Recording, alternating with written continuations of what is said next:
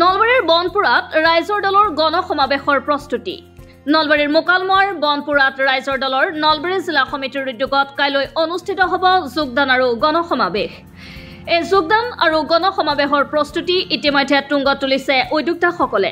কাইলৈ অখিল গগৈৰ উপস্থিত থাকিব এই গণসমাৱেশত। বিভিন্ন ৰাজনৈতিক দলৰ প্ৰায় ৫ শতাধিক লোকে যোগদানৰ সম্ভাৱনা আছে কালিৰ এই কাৰ্যসূচীত।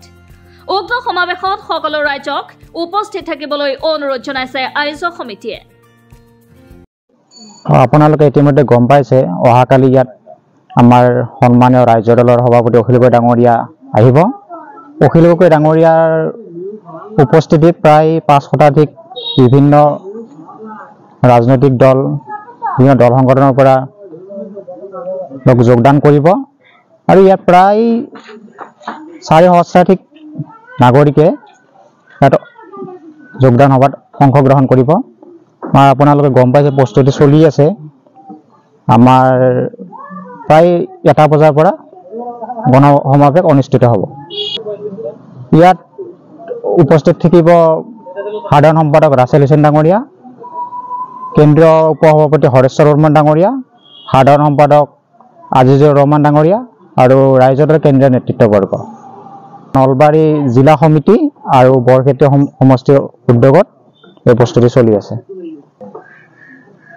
আপোনালোকে ইতিমধ্যে গম পাইছে ৰাইজৰ দলৰ এটা উত্থান আহিছে।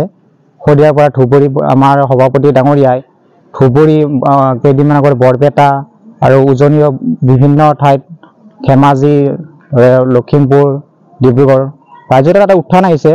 আমি ভাবিছোঁ তাৰপিছত এটা ইয়াত ৰাইজৰ দলৰ এটা উত্থান হ'ব বুলি আমি ভাবিছোঁ। আৰু আপোনালোকে গম পাব আছে নিশ্চয় প্ৰায় ৪০০-৫০০ বিভিন্ন দল সংগঠন আৰু ৰাজনৈতিক দলৰ পৰা যোগদান কৰিব অহাকালি। ৰাইজক আমি এতিয়া আহ্বান জনাওঁ, যিহেতু অখিল গগৈ ডাঙৰীয়া বিভিন্ন সমস্যাৰ বিভিন্ন দীৰ্ঘদিন ধৰি তেখেতে ৰাইজৰ হৈ মাত মাতি আহিছে। সকলোৱে আহক, সকলোৱে অংশগ্ৰহণ কৰক। আমি উদ্যোক্তাসকলে আমি এটাই আশা কৰিছোঁ, আমাৰ এই গণসমাৱেশখন তেখেতে সফল কৰক, সকলোৱে যোগদান কৰক দলে বলে, সেইটোৱে আমি আশা কৰিছোঁ।